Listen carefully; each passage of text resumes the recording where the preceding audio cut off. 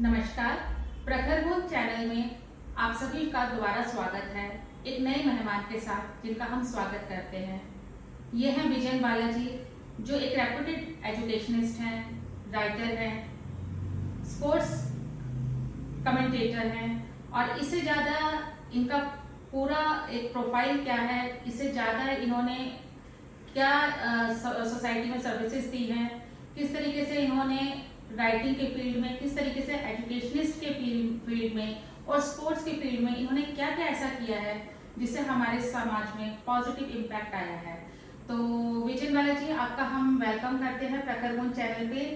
और मैंने तो 3 शब्दों में आपका एक ब्रीफ इंट्रो दिया है कि एजुकेशनिस्ट हैं, स्पोर्ट्स कमेंटेटर हैं और राइटर हैं, बट इससे ज़्यादा आपका मैंने प्रोफाइल देखा, बहुत कुछ है जो शायद मैं नहीं बता पाऊंगी। तो it would be much better कि आप थोड़ा अपना परिचय ऐसी लैंग्वेज में दीजिए कि हमारे आम श्रोता भी समझ सके। नमस्कार viewers, Neelu ma'am, thank you.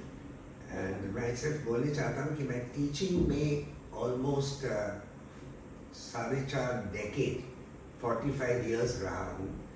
सिर्फ बच्चों को नहीं पढ़ाया हूँ, मैं टीचर्स को भी ट्रेन किया हूँ।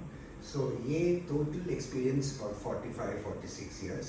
एंड बच्चों से जो डीलिंग किया हूँ, जो डीलिंग हुआ है, मैं thanks to Neelu ma'am book निकाला था on being a quality educator. And then the other side, sports में भी मैं काफ़ी इन्वॉल्व रहा हूँ।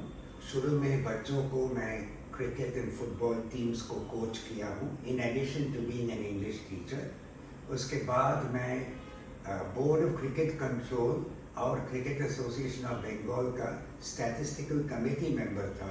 इनफैक्ट कलकत्ता में मैं हर टेस्ट मैच का सूवेनियर वो 4-5 साल मैं ही निकालता था। एंड देन मैं स्पोर्ट्स कमेंटेटर भी रहा हूँ, स्टार्टिंग विद यूवानी, उसके बाद all India radio and Doordarshan दोनों के लिए मैं क्रिकेट, फुटबॉल, हॉकी तीनों गेम का कमेंट्री किया हूँ। प्लस राइटिंग मैं 1970 से शुरू किया था। बहुत सारी मैगजीन्स, न्यूज़पेपर्स, डिफरेंट आर्टिकल्स मैं लिखा हूँ। एंड उसके बाद मैं सोचा एक बुक निकाला तो था, बट अनफॉर्चुनेटली वो अभी प्रिंट में नहीं है, जो कलेक्शन ऑफ इंटरव्यूज़ किया था, 50 साल का जो इंटरव्यूज़ किया हूँ मेन, उसको 2 किताबें में 75 इंटरव्यूज़ ईच मैं निकाला था। सो देन उसके बाद मैं टीचिंग पर बुक जो मैडम ने पब्लिश किया, देन उसके बाद एक इंग्लिश का बुक भी एक निकाला था। विजयन जी जो टीचिंग पर बुक बता रहे हैं वो बुक ये है on being a quality educator, और जो स्पोर्ट्स का इन्होंने बुक बताया है वो ये है इंडियन ओलंपिक मेडल विनर्स। तो विजय जी कंटिन्यू कीजिए। और इसके बाद so that is the thing, Olympics के बारे भी 2 किताबें निकाला हूँ, बट ये दोनों किताब के बारे I will highlight because these 2 books are very dear to me. क्योंकि पहला बुक जो है टीचिंग पर, वेरी मेरे लिए बहुत इंटरेस्टिंग, बिकॉज उसमें मैं देखा इंडिया में टीचर्स बहुत होते हैं बट एजुकेटर्स बहुत कम होते हैं। एजुकेटर्स जो बच्चों का साइकोलॉजी समझें, जो बच्चों का फीलिंग समझें, जो बच्चों का टैलेंट देखें, वो बहुत कम होता है। इसलिए मैं इस किताब निकाला था on being a quality educator. और इसमें मैं पहले शुरू में अपना एक्सपीरियंसेस के बारे में बोला कि क्या क्या चीज़ एक टीचर जो जब ज्वाइन करता है प्रोफेशन को, क्या क्या चीज़ मन में रखना चाहिए।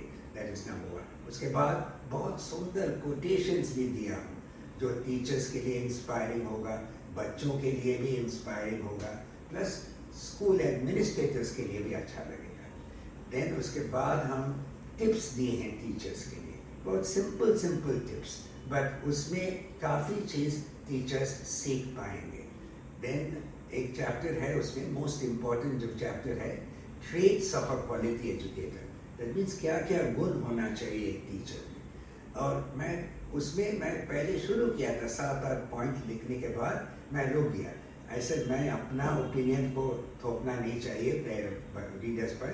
देन मैं क्या किया था, मैं 76 से जब स्टार्ट किया था टीचिंग करियर, मैं मेल भेजा था जो मेरे कांटेक्ट में थे टीचर्स हो, स्टूडेंट्स हो, पेरेंट्स हो, मेरे अथॉरिटीज़ हो, उन लोगों को मैं मेल भेजा, बोला यदि आप मुझको अभी भी याद करते हैं क्यों? देन उन लोग जो जवाब दिया उसमें टीचर का जो गुण होना चाहिए उसमें हाईलाइट हुआ। मुझको देखकर उन लोग जानते थे और उसी इस किताब में वही उन लोग लिखे हैं। सो वो ट्रेट्स हो गया। विजन जी, I just want to stop one thing. Yes, I want to ask, जैसे आपने कहा कि मैंने मेल किया और उनसे पूछा कि why they are remembering me because of which qualities. Yes. So they have mentioned about the teaching qualities Yes. on priority basis. हाँ.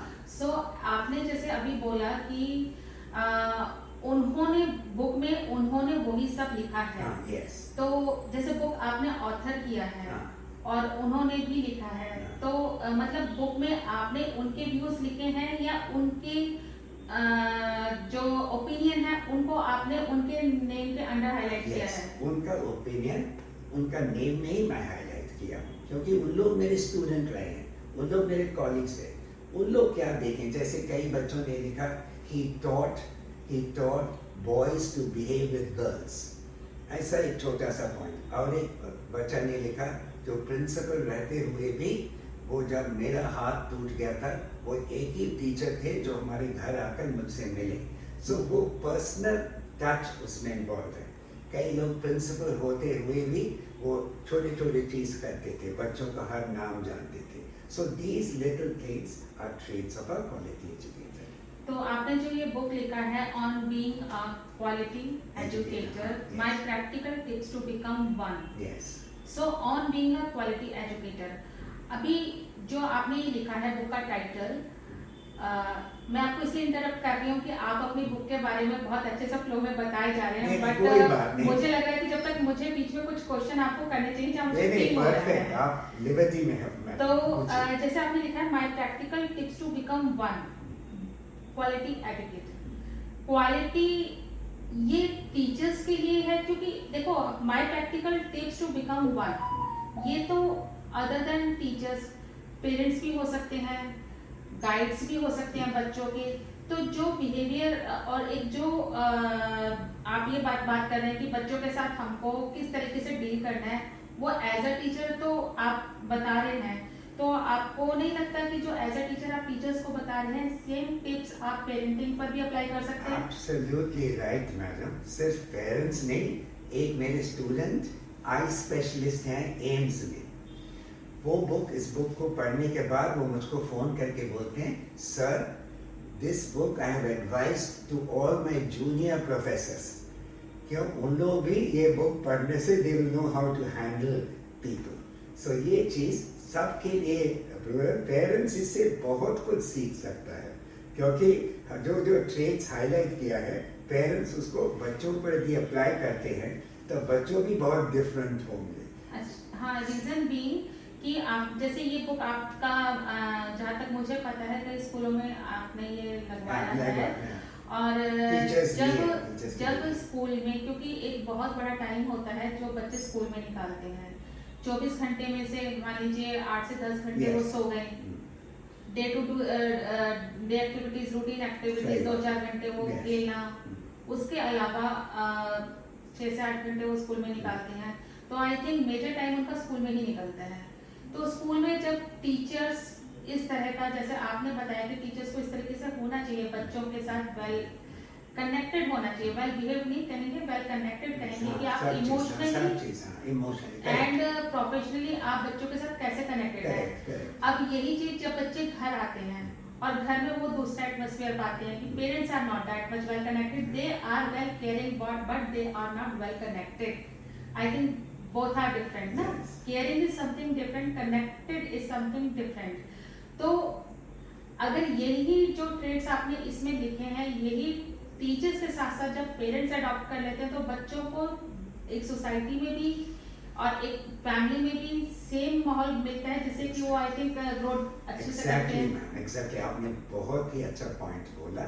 इनफैक्ट दिस बुक पेरेंट्स को भी लेना चाहिए, पेरेंट्स को भी पढ़ना चाहिए, बिकॉज इसमें जो टिप्स है टीचर्स के लिए, ग्रोन अप पीपल के लिए, पेरेंट्स को भी इस टिप्स को अप्लाई कर सकते हैं बच्चों में, so that homes are happier, homes are more distinct, less discontentment होगा और पेरेंट्स बच्चों को भी समझ पाएंगे। You are absolutely right. तो विजय जी, जैसे कुक के बारे में आप बता रहे हैं, लेकिन ट्रेड्स के बारे में बता रहे हैं, बट अभी आपने ये नहीं बताया कि इसमें वो क्या क्या ट्रेड्स आपने मेंशन किए हैं। तो मैं ये जानना चाहूँगी कि स्कूल में बीइंग अ टीचर या घर में बीइंग अ पेरेंट, इसमें हम दोनों में अलग अलग बात करेंगे, क्योंकि being a parent may be there are some restrictions और being a teacher also there might be some restrictions जो दोनों तरफ इक्वली अडॉप्ट नहीं की जा सकती। तो अगर हम सिर्फ स्कूल की बात करें तो बीइंग अ टीचर, आजकल भी हम देखते हैं कॉर्पोरेट स्कूल्स बन गए हैं, जैसे इंटरनेशनल स्कूल्स हैं, कॉन्वेंट स्कूल्स हैं, और जो हम लोगों के टाइम पे स्कूल हुआ करते थे, इन दोनों स्कूल्स में स्टडी स्ट्रक्चर में बहुत फर्क है। जैसे अगर मैं अपनी ही बेटी के स्कूल की बात करती हूँ, क्योंकि मैं और किसी स्कूल को इसलिए नहीं जानती, या तो मैं अपने स्कूल को जानती हूँ जिसमें मैं पढ़ी हूँ, या मैं अपने बच्चे को स्कूल को जानती हूँ जहाँ मैंने 12+ pre school, pre primary, 14-15 school जो साल जो मैंने टीचर्स को देखा है उन्होंने क्या किया है, तो या तो मैं उनको जानती हूँ। तो वो जो फर्क मैंने देखा है वो ये देखा है कि हमारे स्कूल में एक अच्छा टीचर वो माना जाता था कि जो बच्चों को पढ़ा रहा है, मार्क्स उसके फुल आ रहे हैं, और at the end of the year उसके सब्जेक्ट में बच्चों ने अच्छा स्कोर किया, तो वो टीचर बहुत अच्छा है। लेकिन आज के कॉन्सेप्ट में देखें तो बुकिश नॉलेज कम होती जा रही है स्कूलों में, और वो बच्चों के साथ प्रैक्टिकली इन्वॉल्व हो रहे हैं टीचर्स। हमारे टाइम पे टीचर्स अगर बच्चा गलत है हाथ भी उठा देते थे, आजकल टीचर्स को स्ट्रिक्टली आई थिंक ये है कि नहीं, देखिए जरूरत ही नहीं है। If a teacher is genuine, बच्चों खुद समझ जाते हैं। और हाथ उठाने का इवन उस जमाने में भी जब हम भी पढ़ाते थे शुरू में, जरूरत ही नहीं होता था। हाँ, तो ये कनेक्टिविटी है ना आपकी, ये जब जैसा पंक्चुअल आने से, ये सब छोटी छोटी चीज में जो मेंशन की है बच्चों ने, जैसा फ्री पीरियड हो, मैं फ्री पीरियड को कभी सब्स्टिट्यूशन पीरियड में कभी वेस्ट नहीं करता था। मैं बच्चों को बोलता, टॉपिक देकर बोलता था तुम आकर बाहर बात बोलो टॉपिक के बारे में, या क्विज करता था। सो बच्चों इन्वॉल्व हो जाते थे। या आजकल रेडियो कमेंट्री बहुत पॉपुलर होता था, तुम कमेंट्री दो क्लास में। ऐसा करने से बच्चे और खुश हो जाते, और डेवलपमेंट, पब्लिक स्पीकिंग हो गया, ये सब चीज आ जाता। देन बेसिक वैल्यूज उन लोग जानते थे। एक बच्चे ने कनाडा में है, बहुत बड़े डॉक्टर हैं, कि शी राइट्स, शी सेज कि उस जमाने में मैं रियली अभी याद करता हूँ कि आप इतने करेक्ट थे, किसी को इतने बड़े बड़े लोग का बच्चे को भी आप ज़्यादा लिफ्ट नहीं देते थे। You were very correct, you were very honest. बहुत डिफिकल्ट काम है बट आपने परफेक्टली किया। देन बच्चों से इन्वॉल्वमेंट होना, बच्चों का टैलेंट स्पॉट करना। जैसा हम फ्री पीरियड में जब जाते थे, कोई बच्चा देखा वो ये बहुत अच्छा है, इसमें तुरंत जो टीचर इंचार्ज है मैं उनको बता भी देता था, आज मैं इस क्लास में गया था, इस बच्चे को जरा नोटिस करो, जरा चांस दे दो, ये टैलेंट है। स्पोर्ट्स में भी वैसे ही हुआ था। बच्चों ने देखा एक IPS ऑफिसर जिसको हम सिर्फ स्पोर्ट्स ग्राउंड में जानते थे एज अ कोच, वो भी लिखा है इस बुक में, और मेंशन करता है कि सर हर चीज देखते थे। सो it is a question of being concern. जैसे टेक फॉर एग्जाम्पल, बच्चे अटेंशन नहीं देता था क्लास में, मैं कुछ नहीं डांटता नहीं था, कुछ नहीं बोलता, मैं सिर्फ बच्चे को बोलता था, बेटा तुम्हारा तबीयत क्या खराब है? तब बोलते नहीं सर नहीं, तब थोड़ा ध्यान दो। मैं वैसे ही प्यार से बोलने से वो समझ जाते, क्लास भी समझ। और एक बार एक बहुत बड़ा एडवांटेज था जो उसमें मेंशन भी किया बच्चों ने, कि रोल कॉल जैसा छोटा सा चीज, लोग टीचर्स जो हैं जानबूझकर टाइम वेस्ट करते हैं, 5 मिनट रोल कॉल लेने में 7 मिनट। मैं क्लास में जाते ही जस्ट देख लेता था, वो 3 बच्चे एब्सेंट है, ये तीनों एब्सेंट है, क्लास शुरू हो जाता। So no wastage of time. And English जो सब्जेक्ट था बहुत अच्छा ग्राउंडिंग देता था बच्चों को, जो लाइफ लॉन्ग उसको सक्सेस हो। हर चीज़ बच्चों ने लिखा है कि गेम्स पीरियड में, फ्री पीरियड में सर यदि खाली होता उससे कहा देते, बताते थे कि प्रैक्टिस करवाते थे, यदि डिबेट हो। सो यही एक इन्वॉल्वमेंट है जो इसमें क्लियरली लिखा है। जो भी पढ़ते हैं किताब को, they will understand the value. And then last में और आपकी इनिशिएटिव, आई मीन आपका सजेशन पर हम अपडेट किए थे बुक को, लास्ट 2 चैप्टर, क्योंकि जो बेसिक बोला हूँ वो तो सारा जिंदगी चलेगा। अभी 2 चीज़ जो रिसेंटली हम ऐड किए हैं, एक है ऑनलाइन टीचिंग पर, so that up to date हो book for the next 10-15 years.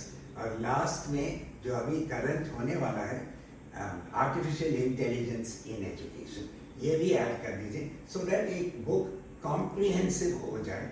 कोई भी टीचर पढ़े, कोई भी पेरेंट्स भी पढ़े, उनका बेसिक नॉलेज भी आ जाएगा कि बच्चों ने ऑनलाइन में क्या सीखा, ऑनलाइन में क्या दिक्कत है। So all these things are covered in that particular book. So it is in all, I think any new teacher or any inexperienced parent, there is no better book for me to read when handling children.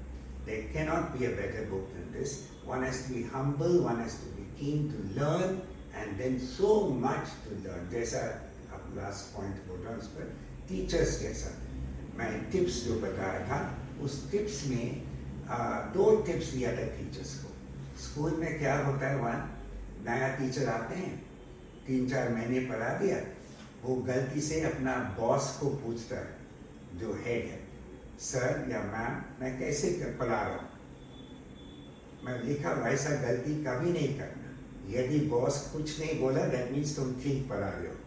यदि पूछने से वो 10-12 गलती भी निकाल लेंगे, सो चुप रहो।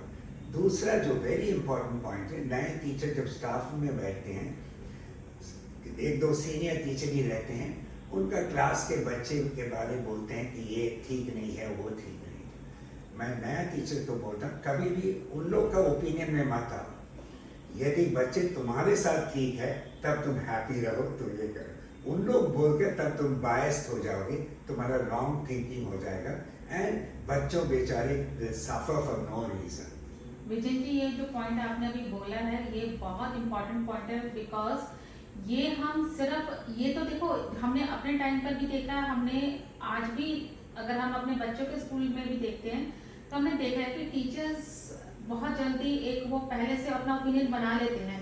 ये इससे बच्चा तो सफर कर रहा है, लेकिन अब ये टीचर और बच्चे का रिलेशन तो जो है, लेकिन ये चीज ना रिलेशंस में भी इम्पोर्टेंट हो जाती है। इवन आपके नेबर में कोई आया है, आपका कोई ऑफिस में स्टाफ आया है, आपका कोई फ्रेंड सर्कल है, एक किसी को बोल देगा नहीं इसका नेचर ऐसा है, या इसकी टेंडेंसी ऐसी है, या ये ऐसे नेगेटिव उसका है, सारे के सारे ऑटोमेटिकली बिना उसको जान पहचान के सब उसके नेगेटिव हो जाएंगे, बिकॉज़ प्री-कंसीव्ड नोशन नहीं होना चाहिए। अब ये चीज बड़ों के साथ ही इतना नेगेटिव होता है, और जो बच्चे स्कूल में टीचर्स जो गुरु होते हैं, जिनके शैडो में बच्चे अपना पूरा एक लाइफ स्किल्स डेवलप कर रहे हैं, वहां पर अगर ये चीज फेस करते हैं तो बच्चों का मोरल कितना डाउन हो जाता है। And you are correct. In fact, इस बुक में मैं एक इंसिडेंट बताया हूँ, माय गॉड अनफॉरगेटेबल इंसिडेंट मेरे लिए। 2008 में मैं फरीदाबाद गया था एक प्रिंसिपल्स कॉन्फ्रेंस के लिए, एंड उस आई थिंक SDM या DM जो भी था, उनका वाइफ आया था चीफ गेस्ट, उसको इनॉग्रेट करने के लिए। वो थोड़ा लेट आई थी। देन मैं आइल के पास बैठा था, एंड जो पैसेज है उसके पास मैं कॉर्नर में बैठा था। देन मैडम आई, स्टेज पर गई, भाषण दिया, और मैं अपने मन में बोला, माय गॉड, ये लेडी तो बहुत अच्छी स्कूल में पढ़ी है, बहुत अच्छा बोलता है, मैं जस्ट मन में बोला। देन नीचे जब आई मैडम, वो मेरे पास आई और बोला, Bala sir, I said yes, I am. Then मैं उनका नाम भी मैं उनको बोल दिया। वो जो प्रिंसिपल साथ में जो थे APJ स्कूल फरीदाबाद, वो तो स्टन्ड हो गया। देन वो बोलती है मुझको, सर आप विश्वास नहीं करेंगे, जब वो स्टेज में थी, वो सिर्फ आपके बारे ही पूछ रहे थे, मैं इसको जानता हूँ, मैं इनको जानता हूँ। और उस लड़की को मैं 1986 में पढ़ाया था, 22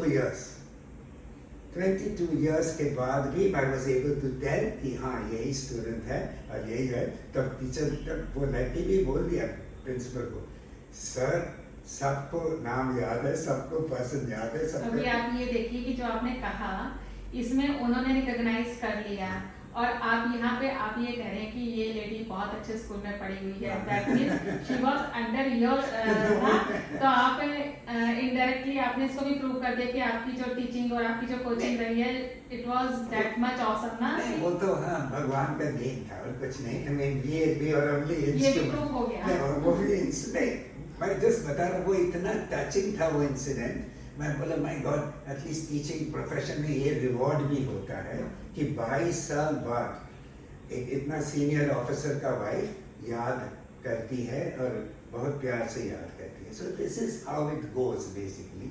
देन सो टीचिंग लाइफ में बहुत एंजॉय किया हूँ।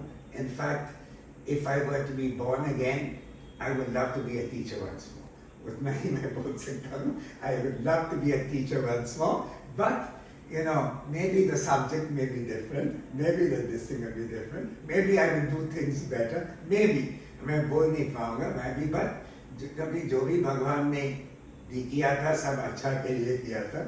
One should be grateful for whatever happened, but one lived well, one can sleep well, one can do things well. Vijay ji subject तो मैटर ही नहीं करता है, यहाँ तो एथिक्स मैटर करता है। हाँ, ethics। आप कनेक्टिविटी की बात करते हैं बच्चों से, तो Yes। यहाँ सब्जेक्ट कुछ भी हो, नहीं, बेसिकली तो कनेक्टिविटी वही एटीट्यूड वही रहना चाहिए, वही भी हाँ। कोई भी टीचर के लिए बहुत ही अच्छा। अभी जैसे एक चीज है कि जैसे आप जब स्कूल में पढ़ाते होंगे उस समय तो ये सब नहीं थी टेक्नोलॉजी, फोन्स नहीं नहीं थे। थे ना, ये सब कुछ नहीं था। इवन हम लोगों ने भी कॉलेज जाने तक भी हमारी ये सब चीजें नहीं थी। कॉलेज के आई थिंक थर्ड ईयर में हम जब थे तब ये फोन आने शुरू हो गए थे, सेकेंड या थर्ड ईयर में। तो जब आप टीचर थे तब ये चीज आपने फेस नहीं की थी। आप बच्चा स्कूल आता था, जो आप बुक से पढ़ा रहे हैं या जो आप उनको मॉरल वैल्यूज दे रहे हैं, जो आप डीपली एक बच्चे के साथ कनेक्शन की बात कर रहे हैं, I think at that time that thing was somewhere different from today's scenario. क्योंकि आजकल क्या है कि आजकल ये टेक्नोलॉजी आने से बच्चे फोन्स के साथ, कंप्यूटर के साथ, इंटरनेट के साथ इतना ज्यादा कनेक्टेड हैं। तो मैं आपसे ये क्वेश्चन करना चाहती हूँ कि जैसे उस समय आपने कहा और जो इस बुक में भी आपने मेंशन किया कि बच्चों के साथ टीचर्स को किस तरह से डील करना चाहिए कि बच्चे अपने ओवरऑल उनका डेवलपमेंट हो एक फॉर्मेलिटी और एक प्रोफेशनल वे में ना होकर एक डीप कनेक्शन वे में। तो अगर वो सिस्टम आज होता, यानी आज आप टीचर होते और इस टेक्नोलॉजी के टाइम पे आप उनको कैसे डील करते? आई थिंक मैं आपसे शेयर करना चाहता हूँ, इस टेक्नोलॉजी का टाइम में भी मैं प्रिंसिपल रहा हूँ एंड मैं एक क्लास 12th को एक सेक्शन पढ़ाता भी। Principles are the same. If you are good, if you are accurate, if you don't waste time, the children will be attentive. Children will not go by distractions. Yeah, they will not go by that specific time when you are teaching them. No, I understand. But other than that, at school and at home, फिर आप उनको मतलब किस तरीके से उनके mind में ये कनेक्टिविटी डालते हैं कि वो इन चीजों से बचे और नहीं, वो तो देखिए मैं उस जमाने में भी जिस बड़े स्कूल में मैं दिल्ली में पढ़ाया हूँ, बहुत सारी डिस्ट्रैक्शंस थे and they would the teacher has to be watchful. मैं एक एग्जांपल दे रहा हूँ, मैं स्कूल का नाम जरूर नहीं लूँगा। उसमें मैं क्या करता था, सुबह असेंबली के टाइम में मैं क्लास का अटेंडेंस ले रहता था, जस्ट माइंड में कि कौन नहीं आया। जब मैं क्लास में गया मैं देखता हूँ कि माय गॉड ये 3 बच्चे नहीं हैं। I said nothing. I said where are these 3? Sir, they have gone out on some assignment. I said ठीक है, no problem. Next Friday दोबारा ये हुआ। I said look, मैं प्रिंसिपल से बात कर लिया, there is no question of going for any assignment. He has told me that he will let me know if he sends anybody. Now tell me the truth. And those children had bunked, gone to see a movie. Movie देखने चले गए 12th class बच्चे, they had gone to see a movie without any information. मैं पकड़ लिया. So So after that they were very careful. मैं सिर्फ डर में ही रखा था कि मैं I will tell the people concerned I will do that, but you learn to behave yourself and I don't want this to be repeated. No punishment, nothing. Just friendly this thing that no, this should not be done. If you have a problem, frankly say. Don't hide. That is the thing. So that thing was there and that helps a lot. Sometimes क्या होता है कई क्लासों में misbehave भी करते कई बच्चे. They are not, they are rowdy type, but still what happens? थोड़ा patience रखना पड़ता है उस समय. Patience रखने से ही they also understand. My God, ये तो upset नहीं हो रहा, ये तो कुछ नहीं हो रहा. They wait for you to get upset, and then they realize, my God, sir was very good. Sir was patient. Sir was understanding. Sir never unnecessarily punished us. So ये confidence भी उन लोगों को लेना पड़ता है. And that comes from, madam, I've seen distractions. You see now, of course, it has become craze because even parents are sitting with mobile. Parents are also more YouTube में concerned है more than anything else. So यही problem आजकल थोड़ा ज़्यादा ही हो गया. But मैं उस जमाने में भी रहा हूँ. टीचर्स के साथ मैं ट्रेनिंग वर्कशॉप्स लिया हूँ. उन लोग हर टीचर के पास एक मोबाइल है, but there is no question. In fact मैं बोल देता यदि कोई ऐसा इमरजेंसी कोई कॉल आ जाता है, you just excuse yourself and go out. मैं कुछ नहीं बोलने वाला, ऐसा कॉल आ गया go. But during my lecture, during our discussion, no distraction at all. So that's how एक तरह एक passion. This thing is a programme. That passion, thanks to you, I have brought out in this book. I have brought out in this book that passion. अभी इस चीज पे आपकी इस book पे on being a quality educator पे हमने काफी डिस्कस करा. मैं चाहूंगी आप बिकॉज हम एक मिक्स लैंग्वेज यूज कर रहे हैं, इंग्लिश एंड हिंदी, बट मैं जो क्वेश्चन अभी आपसे कर रही हूँ, मैं चाहूंगी आप इसे सिंपल हिंदी में बोलें ताकि हमारे वो व्यूअर्स भी समझ सके जो इंग्लिश नहीं जानते हैं. मैं ये क्वेश्चन है मेरा आपसे कि आप मेन कुछ ऐसे पॉइंट्स बताइए पेरेंट्स टीचर्स दोनों के लिए कि जब बच्चे रिजिड हो जाते हैं, टीचिंग अपने एजुकेशन को सीरियसली नहीं लेते, चीज़ों को लेट गो करने की टेंडेंसी आ जाती है, या फिर कर लेंगे वी विल डू बट वो फ्यूचर आता ही नहीं है, प्रेजेंट में वो करते भी नहीं है, और ये होता है कि कुछ काम दिया है हम कर लेंगे, अरे सीरियस हो जाओ आपके एग्जाम आने वाले हैं, तो उनका होता है कि हम देख लेंगे हमें पता है ना. टीचर्स भी ये चीज़ देखते हैं बच्चों को स्कूल में. ऐसे अगर 30 बच्चे हैं, 30 में से कम 10-12 बच्चे ऐसे होते हैं मीडियोकर्स जो चीज़ों को सीरियसली नहीं लेते हैं.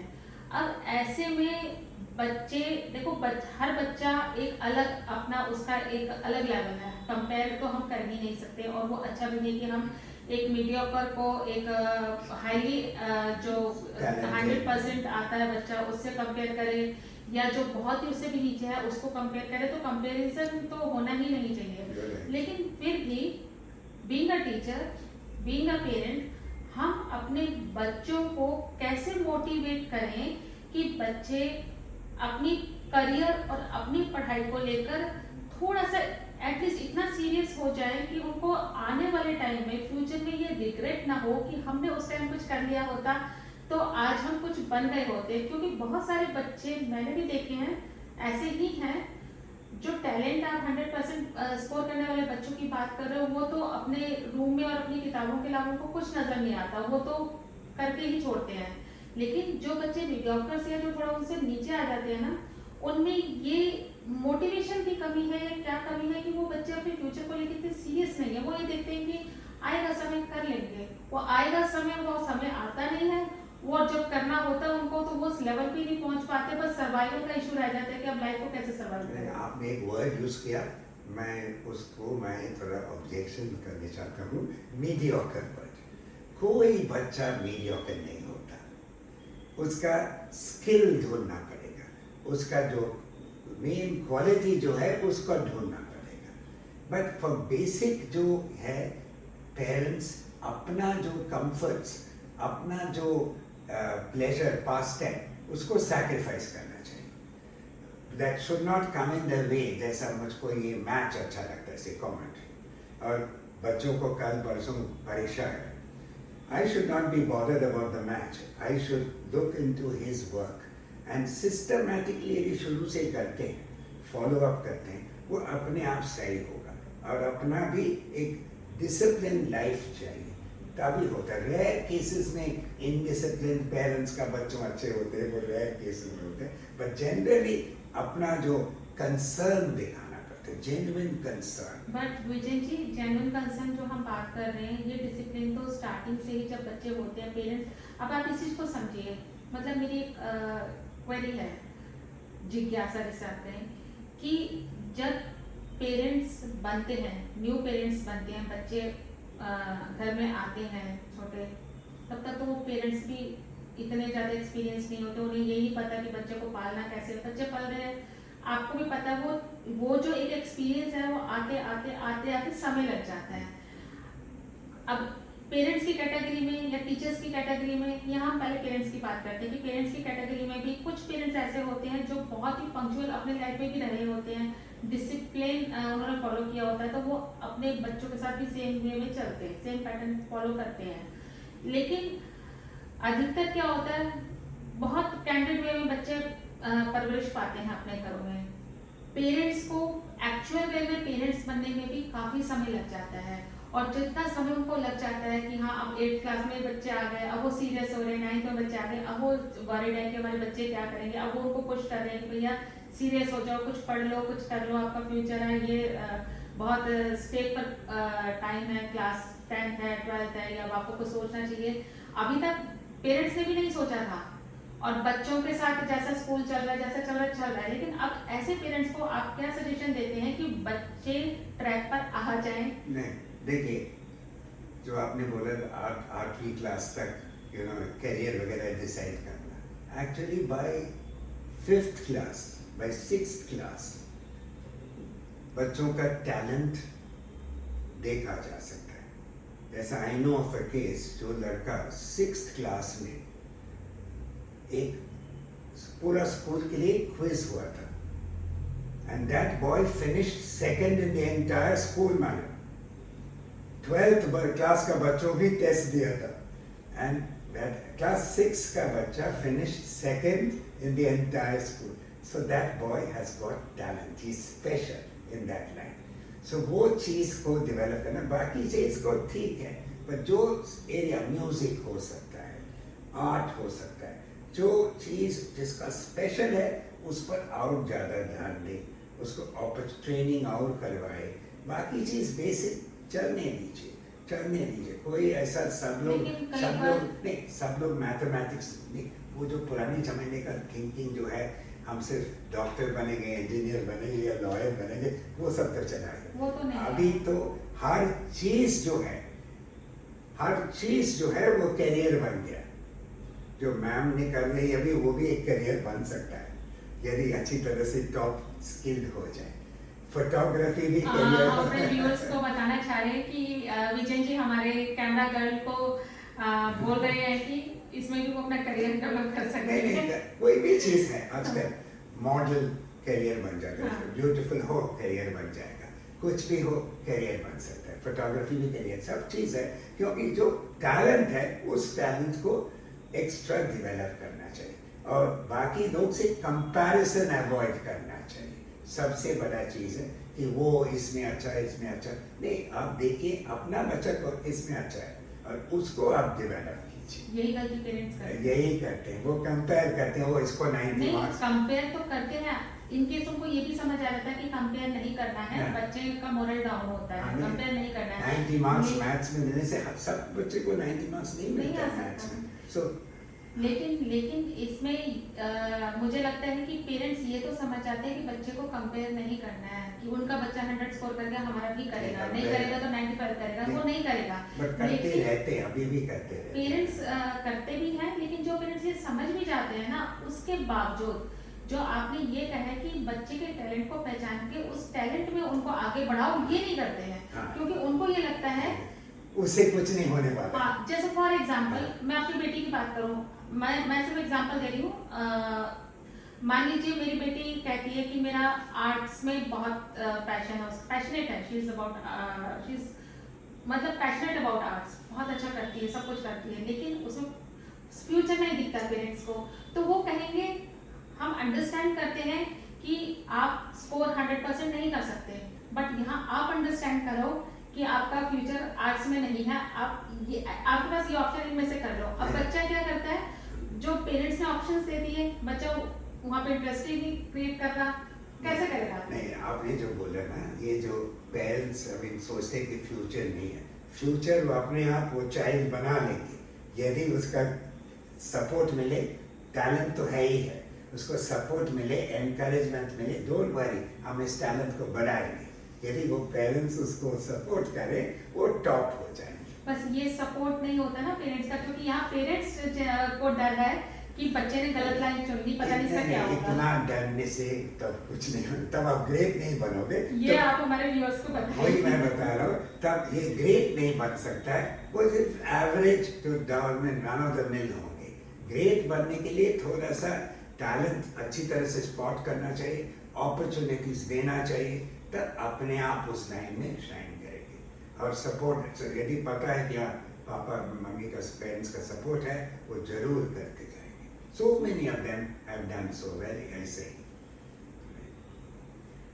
पेरेंट्स के लिए और क्या टिप्स हैं आपके कि बच्चों के साथ वो किस तरीके से कनेक्ट हों जिससे वो बच्चे पेरेंट्स को अपना एनिमी, दुश्मन ना समझकर, क्योंकि पेरेंट्स पीछे लगे रहते हैं, बच्चों को लगता है कि नहीं, हर समय चिपके रहते हैं पीछे। जस्ट जैसा आप इंटरव्यू करें बहुत अच्छी तरह से, instead of all the time interfering, just probe जो बोलते हैं, just poke, just little bit, so that the answers come out और बच्चों का टैलेंट हाईलाइट हो जाए। पीछे नहीं, just gentle reminder. But parent, बच्चे बहुत शार्प है। उस किताब में एक बच्चे ने लिखा, सर कभी जिंदगी में क्लास में लेट नहीं आए।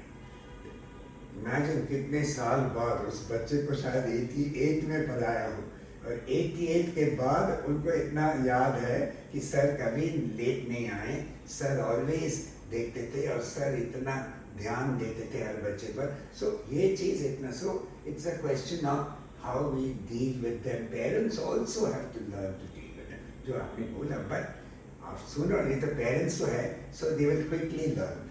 हम लोग को थोड़ा टाइम हो सकता है as teachers, but as parents they will quickly learn. और टीचर्स के लिए आप कुछ कट शॉर्ट में बताएं कि टीचर्स को अपनी क्लास में बच्चों के साथ कैसे कनेक्टिविटी। टीचर्स के लिए इस बुक को जरूर पढ़ना चाहिए। नहीं, इस बुक को ना, मैं फ्रैंकली बता रहा हूँ मैडम, हर पेज यदि आपने जो बोला ना, एक डेंटिस्ट है बैंगलोर में, टॉप डेंटिस्ट है, वो इस बुक को ऑर्डर करके लिया था। जब हम मिले थे बैंगलोर में अभी 3-4 महीने के बाद, she was telling me every line in the book. आपने इसके बारे ऐसा लिखा, आप इसके बारे ये पॉइंट हाईलाइट किए। सो वैसा वही मैं बोला था, एक हम्बल होकर सीखने के लिए टीचर्स को इस बुक में जो है, मैं फ्रैंकली बता रहा हूँ, और कोई किताब में फॉर अ न्यू टीचर नहीं मिलेगा। तो व्यूअर्स, मैं आपको ये बता दूं कि दोनों ही बुक्स का, जब ये पॉडकास्ट खत्म करेंगे हम, ये पॉडकास्ट लाइव होगा, तो दोनों ही बुक्स के लिंक डिस्क्रिप्शन में दिए होंगे, जहां से आप ये दोनों बुक्स परचेज कर सकते हैं, जो भी आप चाहें। हमारे विजन बालाजी का भी एक बहुत ये होता है कि जब आप किसी ऑथर की बुक परचेज करते हैं तो उसको यही उसका सबसे बड़ा रिवॉर्ड होता है कि कोई उनकी बुक पढ़ रहा है। तो वो आशा है कि आप ये दोनों बुक परचेज करेंगे, या जो भी आपको लगे वो आप ले सकते हैं। तो विजन जी, हम ये वाली बुक से तो डिस्कशन हो गया। अब मैं आपसे ये जानना चाहूंगी कि ये जो आपकी दूसरी बुक है, India's Olympic medal winners Paris 1900 to Paris 2024, ये भी थैंक्स टू यू बहुत ही ओरिजिनल किताब है, एंड कवरिंग ऑल इंडिया जो ओलंपिक मेडल्स जब से शुरू किया था, 1900 से पहला मेडल जीता, 2024 लास्ट पेरिस ओलंपिक तक। कोइंसिडेंस है कि 1900 में भी पेरिस में हुआ था और 2024 में भी पेरिस में हुआ था, बट सब जो मेडल विनर्स के बारे। इस किताब इतना यूनिक है और मेरा बहुत हैप्पी है दैट अभिनव बिंद्रा जी ने फॉरवर्ड लिखा इस बुक को। बहुत जो पहला गोल्ड मेडल इंडिया के लिए जीता एंड ही हैज इसमें सब जो ओलंपिक्स में हम लोग मेडल जीते उसमें डिटेल्स है, कैसा जीते, क्या क्या करना पड़ा जीतने के लिए। और सबसे खुशी की बात है इंडिविजुअल जो मेडल्स जीते 1996 के, उनका सबका इंटरव्यूज है इस बुक में, सबका इंटरव्यूज है बुक में। और हॉकी का भी जहां मेडल जीते 1956 से सब कैप्टन का इंटरव्यू भी है इसमें, और कई बड़े बड़े प्लेयर्स का भी इंटरव्यूज है, और अच्छे पिक्चर्स भी हैं, प्लस स्कोर्स भी हैं। देन ये भी है दैट इज अच्छा पिक्चर्स में खास बात क्या है, 48 से जो पिक्चर्स दिया है ग्रुप पिक्चर, हर प्लेयर का नाम भी नीचे दिया है according to the place where is sitting. So एक पर्सन देखकर आराम से पढ़ सकता है, समझ जाएगा कि ये सो एंड सो है। देन लास्ट में बहुत सुंदर स्टैटिस्टिक्स है, बहुत इंटरेस्टिंग डिटेल्स है, सब कुछ उसमें कवर्ड है। सो ये बुक एक रियली ट्रेजर है। मैं इनफैक्ट रिसेंटली मैं जो आपको बताया था एजुकेशन सेक्रेटरी से मैं मिला था एंड उनको मैं बोला था कि सर आपके पावर में थोड़ा एटलीस्ट केंद्रीय विद्यालय स्कूल्स में बोल दीजिए इस किताब को फिजिकल एजुकेशन स्टूडेंट्स के लिए एक सप्लीमेंट्री रीडर होना चाहिए। वो बोला बहुत अच्छा आइडिया है, क्योंकि तब बच्चों लोग बोलते हैं कि हमारा इंडिया में स्पोर्ट्स कल्चर नहीं है। स्पोर्ट्स कल्चर कैसे हो सकता है अनलेस हम थोड़ा हिस्ट्री जानते हैं, थोड़ा कौन कौन हमारा ग्रेट्स है उनके बारे में जानते हैं, उनके बिना जानकर हमारा क्या कल्चर होगा। सो ये बुक यदि आप रीडर जैसा सप्लीमेंट्री रीडर रखिए और उससे एक सवाल पूछिए एग्जाम में, तब बच्चों भी पढ़ेंगे और स्पोर्ट्स कल्चर भी इम्प्रूव होगा। सो ये बुक में यही खास बात है, very original, very well researched, बहुत सारी चीज है जो कहीं भी नहीं मिलेगा। तो ये जो बुक है आपका ओलंपिक्स वाला, ये बुक का बेसिकली मतलब ये आपने जैसे बोला स्कूलों में ठीक है, other than sports, other than students, target audience क्या है, मतलब बेसिकली ये target audience sports correspondents, writers, then libraries, then again sports authority of India, then sports schools जो इंडिया में बहुत है, स्पोर्ट्स कॉलेजेस में जो है, this is the target audience, I mean full, and sports lovers, all sports lovers of any age can read this book and learn about India's glory. So it's basically about the history of sports. Basically about our biggest achievers, Olympic medal winners. Biggest achievers. India's biggest sports achievers, Olympic medal winners. And fortunately, जो बाकी में achieve किए उन लोग का भी है इसमें. So it covers all those things. तो इस बुक में जैसे विजय जी ने बताया कि जितने भी सिंस 1900 टिल 2024 जितनी भी हमारे कंट्री ने स्पोर्ट्स में अचीवमेंट हासिल की है ओलंपिक गेम्स में, उनमें उनका सारा डिटेल्स इस बुक में विजय जी ने दिया है। और जो इसमें डिटेल्स है वो कॉमन डिटेल्स नहीं है, स्टैटिस्टिक्स पूरा है, और फोटोज वो फोटोज हैं जो रेयर होता है, रेयरेस्ट भी आपको गूगल से भी नहीं मिलेंगी कहीं। पुराने हमारे जो खिलाड़ी रहे हैं, पुराने जो अचीवर्स रहे हैं, उनका भी with complete details along with the photos, इसमें पूरा उनका डिस्क्रिप्शन दिया हुआ है। तो विजय जी, इसके अलावा कुछ जो आपने इस बुक के बारे में बताया, इसके अलावा कुछ आप इसके बारे में बताना चाहते हैं ओलंपिक मेडल विनर्स के बारे में, जो कुछ खास है जो आप बताना चाहें? जैसा धर्म एक वेरी सिग्निफिकेंट पॉइंट मुझको लग रहा है 1964 में उस बर्लिन वॉर का टाइम में जर्मनी स्प्लिट हो गया था, और उसके पहले जर्मनी बोलकर खेलता था। अचानक मैं जब बना रहा था बुक को, मैं देखा कई स्पोर्ट्स में ईस्ट जर्मनी है, कई स्पोर्ट्स में वेस्ट जर्मनी है। तब मैं एक ओलंपिक हॉकी प्लेयर उस जमाने के टाइम में मैं पूछा आप लोग के साथ इस बार ईस्ट जर्मनी क्यों खेला? देन वो बोला था कि इस ओलंपिक के पहले मैं वो भी मेंशन किया हूँ दैट ये दोनों जर्मनी जो स्प्लिट हुआ उन लोग डिसाइड किए थे जो भी ईस्ट या वेस्ट जो जीतते हैं वो जर्मनी को रिप्रेजेंट करेंगे. Okay. So that is how I mentioned that point also. ये in तो this. आई थिंक किसी को भी पता नहीं. Nobody will know about हाँ, this. किसी को भी ये Nobody. चीज़ Like पता this, I होगी. have brought in so many little points. Like this. This is just one example, and so many other points. In fact, the latest players, those who are not alive also, उनका हम interview किए थे, उसमें गाने सब कुछ उनका जो अभी not available. तो मतलब जो अभी नहीं भी हैं इस दुनिया में उनके भी इंटरव्यूज आपने उनका भी दिए. है, उनका भी है, उनका बहुत भी बढ़िया. है. तो विजय जी दोनों बुक्स के बारे में बहुत डिस्कशन हो गया. तो अब हम बुक्स को आपकी साइड रखते हैं क्योंकि इनका बाद में बहुत डिस्कशन हो गया. अब आप मुझे ये बताइए कि आपने लिखा, एक आपने पहले मुझे बताया कि आपने 1970s में आपने कुछ लिखा. Yes, I started writing. In fact, मैं उस जमाने में फ्रीलांस करता था फॉर एक बड़ा मैगजीन था स्पोर्ट्स वीक बोलकर बॉम्बे में, और मैं चाहता था कि लिखूं. सो मैं देखा एक कॉलम था वेटरन्स गैलरी. सो मैं तुरंत जो पुराने प्लेयर्स का इंटरव्यू करके मैं उन लोगों के पास भेजा और वहीं से मैं राइटिंग स्टार्ट किया. वो चीज आपने अभी होल्ड पे क्यों रखी हुई? नहीं, होल्ड में नहीं रखा, अभी भी मैं बीच बीच में लिखता हूँ. नहीं, I am asking about that book you have told me ना. हाँ. कि आपने कुछ that book, collection. no, that book I have to bring out again. I have to bring out and update it and bring it out again. मैं ready तो है. आपका जो ये राइटिंग जर्नी है ये तो आपने जैसे बताया 1970 से चल रही है. हाँ, yes, it's a long journey. Yes. तो ये तो समझ सकते हैं कि जो टीचिंग प्रोफेशन में है कहीं ना कहीं वो इनडायरेक्टली राइटिंग से कनेक्टिविटी उनकी हो ही जाती है ना. तो अब वो जो बुक के बारे में आप बता रहे हैं बेसिकली जो आपकी अभी पब्लिश नहीं हुई है उसमें बेसिकली क्योंकि आई थिंक वो आपका पहला था. हाँ, इंटरव्यूज है, सब पूरा इंटरव्यूज है, बहुत सारी प्लेयर्स का इंटरव्यूज है. अच्छा, वो भी स्पोर्ट्स पर है.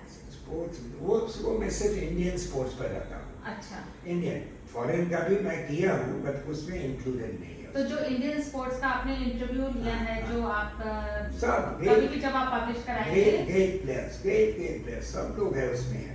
अच्छा. सानिया मिर्जा है, सब लोग हैं जो फेमस शुरू से जो फेमस. 1976 में आपने लिखना शुरू किया. 70 से तो उस समय के प्लेयर्स का भी आपने उसका है, सब कोई है. Greatest tennis players Ramanathan Krishnan, सब लोग उस समय, नरेश कुमार, वहाँ से स्टार्ट करके सब लोग हैं. फुटबॉल प्लेयर्स उस जमाने में, सब हॉकी प्लेयर्स उस जमाने के, सब है उसमें. मतलब मेरी जो क्वेरी थी, मेरा जानने की उत्सुकता ये थी क्योंकि being in a teaching profession आप टीचर्स के लिए भी लिख रहे हैं, आप बच्चों के साथ कनेक्टिविटी हो उस डायरेक्टली इनडायरेक्टली आप पेरेंट्स के लिए भी वो चीज़ कन्वे कर रहे हैं अपनी बुक के जरिए मैसेज, और इसके साथ स्पोर्ट्स टीचर आप नहीं रहे हैं लेकिन स्पोर्ट्स में आपका इतना होल्ड रहा है. Yes. तो ये दोनों ही किस तरीके से मतलब आपकी लाइफ में That's a very wonderful point. आपने बहुत अच्छा पॉइंट निकाला. ये जो मेरा फादर जो थे, he was working in a British company. He was a lawyer in those days. British company. He was in a senior post. बहुत बड़ा British company था जिसका वो उनका फुटबॉल में बहुत शौक था, और कई पुराने ओलंपिक प्लेयर्स जिसको बड़े बड़े क्लब्स कलकत्ता में इल ट्रीट किया, वो बोला नहीं मैं अलाउ नहीं करूँगा इसको, मैं ऑफिस क्लब शुरू करता हूँ, ऑफिस टीम शुरू करता हूँ. और ये सब प्लेयर्स जिसको बड़े क्लब में थ्रू आउट किया उन लोग को जॉब्स देकर उनका ऑफिस टीम स्टार्ट किया. सो वहीं से वो स्पोर्ट्स का इंटरेस्ट शुरू हुआ. राइटिंग तो थे, पापा भी बहुत लिखते थे फॉर इकोनॉमिक मैगजीन वगैरह, बहुत लिखते थे. वो भी राइटिंग में वो भी बहुत इन्वॉल्व थे. बाकी बहुत बड़े. So these are the things. And one more thing आपने बोला, you will be surprise madam, 1986 में मैं लंदन गया था वर्ल्ड कप हॉकी कवर करने के लिए दूरदर्शन के लिए. एंड जाने के पहले मैं 300 आंसर स्क्रिप्ट्स को करेक्ट करके ही मैं गया, सो दैट हम मेरे बच्चे सफर ना करें. और किसी का हाथ में जाकर वो करेक्शन ना हो। मतलब आपका स्कूल का काम भी आपने पहले करके मैं गया और वापस फॉर्चुनेटली मेरे उस समय ऑटम ब्रेक के टाइम पर था। जब वापस आया मैं एक दिन लेट आया, ऐसे कोई बात नहीं, क्योंकि पहला दिन में पेपर बांटेंगे, बच्चों पेपर देखेंगे और मेरा पेपर के बारे में वो लोग क्वेश्चन भी नहीं करेंगे। सो मैं सेकंड डे आया। सेकंड डे सुबह 3:30 बजे पहुंचा हूँ, 7:45 बजे मैं स्कूल में था। बच्चों बहुत बड़े, सर आपका जेट लैग नहीं होता? ऐसे नहीं, मैं एक दिन मिस कर चुका हूँ, इससे ज़्यादा मैं नहीं मिस कर सकता।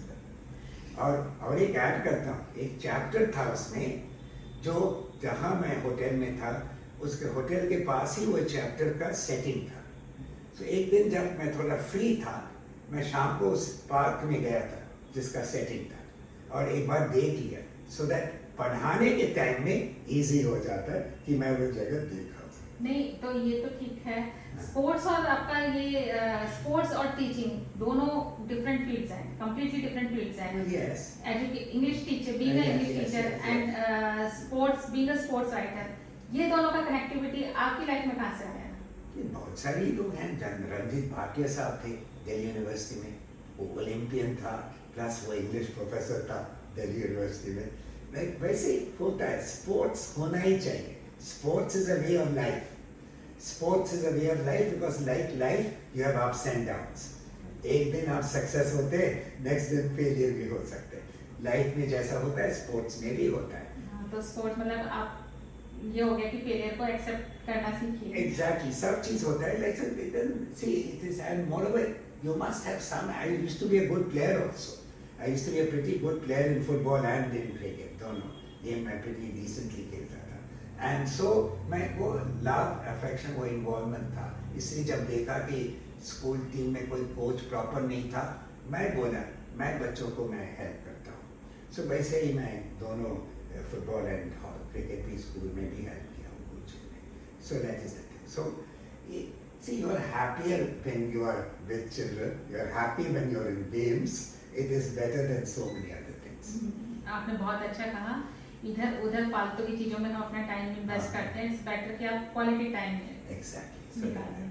तो विजय जी, बहुत कुछ आपसे सुना, जाना अच्छा लगा। जाते जाते सिर्फ आप हमारे टीचर्स को कुछ स्पेशल मैसेज कन्वे करना चाहते हैं जो अपने स्टूडेंट के साथ वो अपना मतलब एक 2-4 लाइनों में जो भी आपको लगे। Dear teachers who are viewing this program, please remember, teaching is not a profession. It is a commitment. It's an involvement.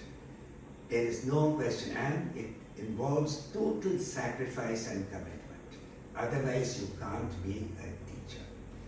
You're an all educator. You have to be involved, you have to be concerned, you have to be like, since you mentioned this point, madam, आप पहले भी point, जैसे कई teachers होते हैं जो आप गलती किए, करेक्शन कर दो, जस्ट बोल देते हैं करेक्शन कर दो, 10 बार लिख दो, बट वो 10 बार जो लिखा है चेक नहीं करते, 2 बार बोल देते हैं, तीसरा बार बच्चे लिखेंगे भी नहीं, क्योंकि मालूम है मैम तो देखते ही नहीं।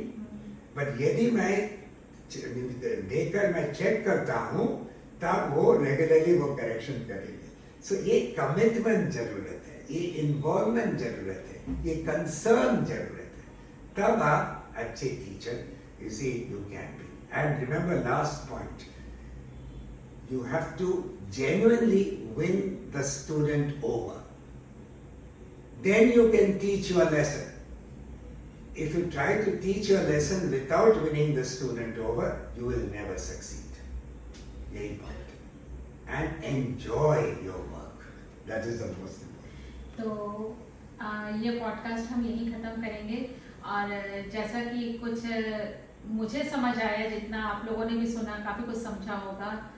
तो विजन जी का कहना यही है कि टीचर्स हो या पेरेंट्स हो, ओलंपिक की बुक के लिए हमने काफ़ी कुछ समझा, जाना, और उस बुक में टेक्निकल राइटिंग है उसके बारे में भी हमने जाना। तो ये तो एक स्पोर्ट्स कैटेगरी है, स्पोर्ट्स लवर के लिए है, लेकिन जो book on being a quality educator है, ये बुक ना सिर्फ टीचर्स के लिए है, ये स्टूडेंट्स के लिए भी है, ये पेरेंट्स के लिए भी है, ये हर एक उस इंसान के लिए है जो किसी बच्चे की परवरिश कर रहा है, जो किसी बच्चे की लाइफ को डेवलप कर रहा है।